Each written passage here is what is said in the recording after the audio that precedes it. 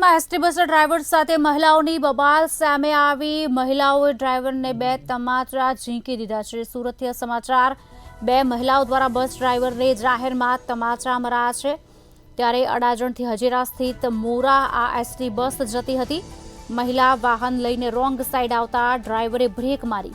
બાદમાં એસટીના ડ્રાઈવરે બ્રિજ ચડતા જ મહિલાને ટકોર પણ કરી હતી. ત્યારે મહિલાએ જણાવ્યું હતું કે તમે ખોટી દિશામાં આવી રહ્યા છો. ડ્રાઈવરની ટકોરે મહિલાને ગુસ્સો સાતમા આસમાને પહોંચ્યો અને જાહેરમાં જ એસટી બસના ચાલકને ઉપરા છાપરી તમાચા મારી દીધા હતા. બસના ડ્રાઈવરે એસટી નિગમ યુનિયનને ટેલિફોનિક જાણ પણ કરી છે.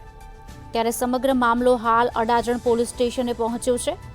ઘટનાનો વિડીયો પણ સોશિયલ મીડિયામાં વાયરલ થયો છે.